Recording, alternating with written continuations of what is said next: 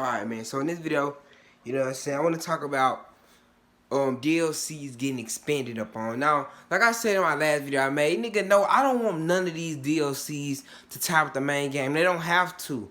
Like, Terra Patrick, these DLCs was not Saints Row Light, but was it on a professional level? Yes, it was on a professional level. And like I said, coming from a nigga that like GTA, I mess with, you know what I'm saying, on a professional level. I had no problems with the Saints going professional, as long as it still stayed serious and it didn't become too wacky.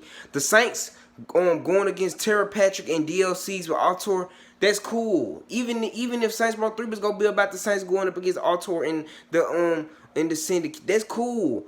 You know what I'm saying? Go in a more professional route. That's okay to go in a more professional route. I had no problem with it. You know what I'm saying? As long as they kept it serious and things, we weren't doing just crazy, too wacky things. You know what I'm saying? You know, as long as they just, like, you know. But, like, yeah, like, bro, Saints, like, you know, just like the whole story with Saints Row. I feel like these niggas was probably scared that, you know, going professional was just stepping out of their lane. But like I said, the events that happened only led up to the Saints going professional. The Saints couldn't stay street bangers forever. It had to have growth. It had to be changed. You know what I'm saying? And I think the third game was the perfect game to add that change in. You know, I just think they obviously made Saints Row 3 probably just too wacky, mostly because of the GTA clone stuff. And they knew that, you know, Saints Row 3 going professional, these niggas becoming more serious, still trying to keep it serious with the professional route. You know what I'm saying? Silencer type guns, sniper rifles, all that type stuff, right? Like, you know, having missions. Like, Saints Row 3 really could have been a gem. I mean, think about it. You got missions where you have to snipe certain people. Cause like, you know, it's on a rich level thing. One thing I can say about Saints Row, though, Volition, they always kept Saints Row fresh. They definitely could have kept Saints Row 3 fresh in a more better, realistic route. Like, okay, in Saints Row, nigga, in Saints Row games, you always been sniping, right? But Saints Row 3 could have went in depth with having sniping positions, sniping off top of buildings and stuff on a more, you know what I'm saying, like not even just sniping missions, like just every type, different type missions. Upgrade. They could have upgraded the Hitman activity. Saints Row 3 could have legit been a more professional crime game for the Saints, but in a more serious route. Like, it could have been some shit like where you could kill the Syndicate by sniping him or something, or having a fight with him. It could have been anything like that. You know what I'm saying? Like, Saints Row 3 could have went in a good route. They just fucked it up. You know what I'm saying? Like, if I was over Saints Row 3, I would have kept it serious for the most part. Yes, I would have added wackiness, some wackiness in. I still have the wacky activities, still have a little humor in the story, but you know, I wouldn't have the humor abused like how the original 3 and 4D. I wouldn't abuse the humor. I would make it like Saints Row 2 where the characters still stay serious for the most part, but they don't mind adding a couple of jokes in. You know what I'm saying? Because niggas be like, Saints Row 2 had silly moments. I mean, serious moments, but in my eyes, Saints Row 2 just has silly moments. Niggas be like, Saints Row 2 has serious moments. But most of them, only time you go take Saints Row, I'm gonna tell you something here. And it's true. Say what you want, but it's facts.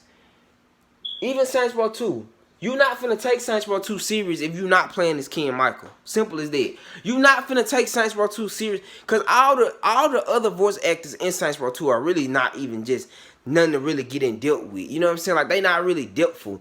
But like Ken Michael, I mean, he fits the most with the story anyway. You know what I'm saying? So since already in Saints Row 2, you're supposed to play as a black nigga. Feel me? But yeah, like, for the most part though, bro, like, Saints Row 3, like, you know, getting back on Saints Row 3 case, think about it, right? Think about my vision. This is my vision, right? Saints Row 3 had the potential to be a serious Saints Row professional crime game, but still doing it in a Saints Row way. Like, still going against the Syndicate. Syndicate. They sell drugs and they wear red. They're still in a Saints Row type fashion because you still trying to stay true to your roots, but in a more professional way. And then you can have DLCs that's also still done in a professional way. Auto Exposed Part 2. You know, even if they didn't want to put Dex in the storyline in Saints Row 3, okay, give us a Dex, a Corporate Warfare Part 2. Everett Griffin, all that is Saints Row 3. Saints Row 3 could have been, look, Saints Row 3 was bound to blow up. It just needs to blow up for in the right way. It was bound to blow up because Saints Row 1 and 2 already set Saints Row 3 up to blow up. People just wanted Saints Row 3 to be delivered right, bro. Well, Volition had to understand is they had the chance in their hands when they was making Saints Row 3. Saints Row 3 was bound to blow up. That's why even though it was a downgrade from Saints Row 1 and 2, it still blew up because it was bound to blow up. Saints Row 3 was bound to blow up, man. It was bound to blow up. All we just wanted to happen. All we wanted it to happen, you know, so all we wanted for things to happen is like if they just did it in the right way. None of all these casual players or all these niggas that like Saints Row for being over the top and stuff, they wouldn't even exist. Niggas be like, oh, well, you know what I'm saying, you know, nigga, oh, you can't just get rid of the silly fans or you can't do that. Nigga, y'all niggas wouldn't, silly fans wouldn't even exist if it weren't for Volition. To be honest, eventually, bro, niggas that was playing GTA would start fucking with Saints Row if they would have stayed true to their purpose. You know what I'm saying? Especially now. That's why I said I found it stupid for Volition to still go this stupid route with the reboot. When they literally still, bro, y'all have to understand, Volition still had it in their chance to gain their success back. GTA wasn't releasing nothing. They was out. The only game that the only niggas that we was counting on was Saints Row. GTA wasn't doing nothing. I mean, we can all be honest here. Let's all be honest here. If GTA 6 was has already been announced, nobody would be paying attention to Saints Row. Let's be honest. Let's be honest. But Saints Row was the only game that we was known to be in development while GTA was still getting off on GTA Online. And we talking about, you know what I'm saying, you know, back 2020 and shit like that, you know, before we had any, you know, before we was able to really just fully acknowledge Saints Row, when Saints Row was still in development. I'm talking about them times where niggas was still trying to debate on what Saints Row, when niggas was still calling Saints Row Reboot Saints Row 5. Yes, like, bro, they had the bag in their hand. All they had to do was just deliver it right. They didn't deliver it right. They delivered it wrong, bro. They still delivering it wrong. But yeah, Saints Row 3 was a gem. It was a gem. It was bound to be a gem. It was bound to be a classic. Niggas still consider Saints Row 3 a classic. Even though it's not true to what Saints Row was, it's still considered a classic either way. That's why I said Saints Row was bound. And if it was already looked at, Saints Row 3 is already looked at a classic by some people. If Saints Row 3 stayed serious, don't you think niggas that would have been the ultimate gem? Saints Row 3 could have still been more over the top when it came to activities. You know what I'm saying? Hell, even add some over the top DLCs. Go crazy. You don't got to just be 2 DLCs. It don't got to be a part 2 to Tara Patrick and her situation and Dix. It could have been more DLCs after, just extra DLCs added to be silly. Why not? It's a DLC. A lot of games always put most of their silly stuff in DLCs. Saints Row could have did that. Why fully blow the... I don't know. You know what I'm saying? I don't know. Saints Row, I'm like what I'm picturing Saints Row. Okay, Steelport could have been like, you know what I'm saying? I don't know. I think, yeah, Steelport was already based off New York. That's what niggas say. So they already had a good city to set up the professional crime life kind of right. Like, you know what I'm saying? I'm just saying for the most part. And Saints Row, even if it did go the professional route, they could have, like I said, them still going against like a bigger gang, like a rich, bigger gang, like the Syndicate. They're still staying Saints Row like.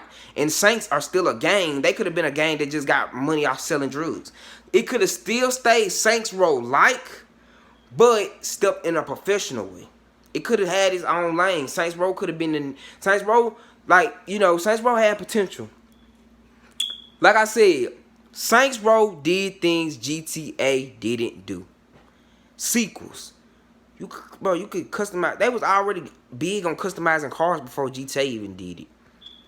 How you could make the way you walk. Saints Row did some shit better than GTA. Saints Row 2 was darker than GTA 4. I played GTA 4. I know, nigga. I know GTA 4. graphics just look dark. GTA 4 not really that dark how niggas make it seem. It's okay. I played through the story. It's a good. Now the writing in GTA 4 is good, but it's not dark. It's not dark. It's just the graphics, and the game is just boring. That's what makes a game feel dark. If you got dark graphics and it's boring, of course a game gonna feel empty and dark. But to be honest, nigga, Saints Row 2 was darker than GTA. Nigga, I had heart drop moments playing Saints Row 2. I never had heart drop moments playing GTA 4. Saints Row 2 was a darker game. Even the graphics had a more dark look to it compared to GTA 4. Saints Row 2 dark graphics was way more like dull and dried out compared to GTA 4's. GTA 4 graphics, you know what I'm saying?